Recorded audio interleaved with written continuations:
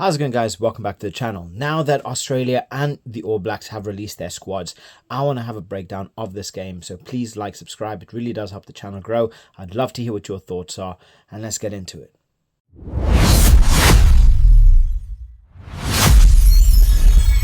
So first of all, this game is going to be going ahead 4th of October, 10:45 a.m. I believe this is UK time, at Optus Stadium, and it's the finale of the Rugby Championship. It's the final game. This is going to come down to the decider. Who's going to come away with the big win? I'm really hoping South Africa comes through, winning the Rugby Championship, but anything is possible here, especially if Argentina managed to put in a very big performance. But this game is going to be absolute pure fire. Now we take a look at the teams. So this is going to be really interesting because they are going for a little bit more physicality with the likes of Daugunu. Harry Potter had a pretty good game in the last test. And then Max Jorgensen again at 15. Ikitau and Suali'i, they've really established themselves as a brilliant partnership. And they've really worked very, very well together.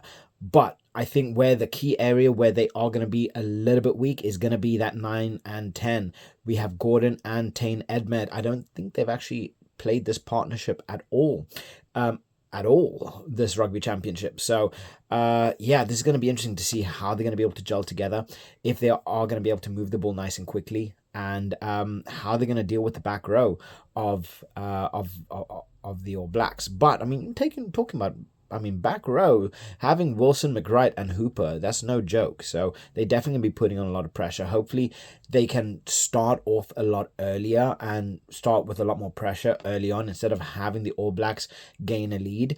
If they're able to get a couple points ahead and then really kind of try to maintain it, that will probably, be very beneficial to them early on. But the All Blacks are a completely different ballgame when it comes down to Cam Roygaard. Once Roygaard's on the field, he's a completely different monster. But the biggest name for the Wallabies right here is this big man, Will Skelton. He is an absolute monster. He is an absolute beast. Having him is such a boost for the Wallabies. And, that partnership with him and Nick Frost, at lineouts, he's going to be a monster. When it comes down to, making big tackles, making big carries, he is going to be crucial. They do have Taniela Tupou. I would have loved to see Tupou get that start, but he's been starting quite a few games. So they've given it to Alan Alatoa, and yeah, James Slipper. I believe this is his last game for the Wallabies. Absolute legend of the game, absolute monster. But I mean, looking at their bench, they have Taniela Tupou, they have Jeremy Williams, they have Rob Valentini, Ryan Lonergan. He's but he needs to perform. He needs more game time. James O'Connor, he's going to be able to come on. Personally, I think I probably would have preferred to see James O'Connor starting instead of Edmed, but that's just me. And then they have Josh Fluke. So they have good replacements. But I mean, let's take a look into the All Blacks here, because the All Blacks is, they are a really scary prospect, because Tamaiti Williams, Cody Taylor, Fletcher Newell, that is scary on its own. Not taking consideration Taukeaho, not taking consideration Tosi and George Bauer. So, they have a lot. They have a lot of strength in terms of that pack. But even then, Scott Barrett and Tupou Vaa'i. Now, yes, Scott Barrett has been a little bit here and there. He has been going through injuries. So that's kind of hindered his performances and that getting that consistency. But Tupou Vaa'i, we've seen him have both an absolutely stellar game at 5. We've also seen him have an absolutely horrendous game at 5. How he's going to play here, who knows, up against the Aussies.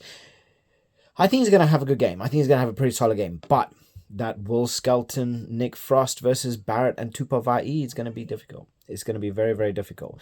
In terms of the back row, they have Parker, Peter Lakai, and then Ardie Savea. This is the first time Lakai is actually getting himself a starting spot. Wallace Atiti, I do believe, Wallace Atiti is on the bench. But, Lakai is going to bring a completely different feel to the game. He's going to bring, he's going to bring that physical. He's going to be able to bring that speed, because he can maintain a very high tempo. So, you know he's going to be coming flying in anyway. So it's going to be interesting to see how he performs at number 8 over Wallace Atiti. Personally, I thought they were going to stick with the same. I really thought that they were going to be sticking with that same back row. But Cam Roigard and Mackenzie, I mean, personally, I think Roigard, essential. D-Mac, the guy is absolutely amazing. He can cover so much, but I don't know. Even when it comes down to Jordan, I just feel Ruben Love is not getting the love he needs. I think he needs more playtime. I really, really think Ruben Love has a ridiculous amount of talent, and he needs more game time. He really, really does need more game time to really show what he's capable of. But yeah, D-Mac at 10. They have Geordie at 12, Tupaya at 13, and I am so happy that Billy Proctor, I shouldn't really be saying this, but I am happy that Billy Proctor is not playing. I want to be seeing Quintupea there. I want to be seeing Fango Nuku there, who's actually playing at 11. I want to be seeing these players here. I think there's too much faith has been given in Billy Proctor. He needed the time on the sidelines to really stop, and then have someone like Quintupaya, who is an absolute monster coming in, who is wanting that position, who is going to fight for that position. And then Leroy Carter at 14, Fanganuku at 11, which I'm so happy to see. So happy to see Lester Fanganuku really coming in. I think he's going to be playing absolutely brilliantly. And I think he's going to be one of the most dangerous players on the pitch. And then Will Jordan, as always, at 15. So I think this is an actually really, really strong squad. They got they got a little bit of everything. They got the experience, they got that youth, they got the speed, they got the strength, they got that technicality, that they got those tactical minds. I mean, obviously, losing someone like Bowden Barrett is never easy. It's never going to be an easy thing to lose a player like him. But I mean, when you do have someone like D-Mac that can fill in, it's not the end of the world, and especially now that they're getting their nines back, they have Cortez Ratima, they got Cam Roigard, who put in a stellar performance.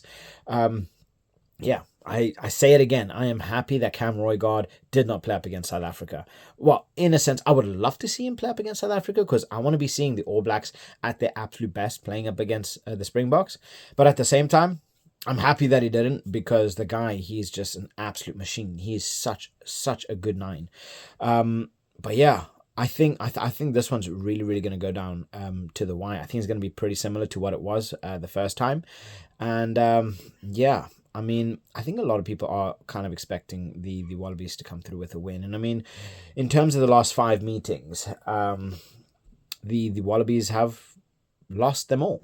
But again, I say this. Yes, they lost, but when I look at this, I'm not looking at the numbers. I'm looking at the performances that was put on that was put down. Right, the performance, especially in that last game, was ridiculous. That performance is immense. So I'm really hoping we get to see a lot more of the same. Get that fight, get that fire in them, and yeah, it's really, really going to be interesting to see how this game turns out. So I think this is going to be a fast, action-paced game. I think we are going to be seeing a lot of kicking. We're going to see a lot of kicking for territory, and that lineup battle is going to be essential for Australia to really come through with a win. They're going to need those lineouts. They're going to need those mauls. They're going to need as much as they possibly can to get anything over these All Blacks, because once it comes to open play, and getting that ball down, getting that face play working, the All Blacks are very, very difficult to stop if they can utilize someone like Will Skelton, really get under the skin of the All Blacks, using that physicality, using players like Nick Frost who know how to get what they want, getting those lineouts, getting into that 22, and then using that maul to their advantage, because they got a lot of strength there, they got a lot of physicality, they got that pure raw power.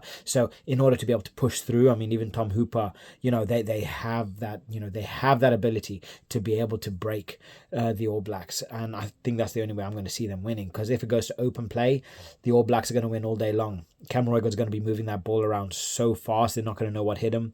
Damien McKenzie, he's going to be pinging that ball left, right and centre, and then they're going to have the likes of Fanganuku and Leroy Carter to just kill it. They're just going to kill the game off. So I'd love to hear what your thoughts are. Please like, subscribe. It really does help the channel grow, and I'll catch you guys later. Bye.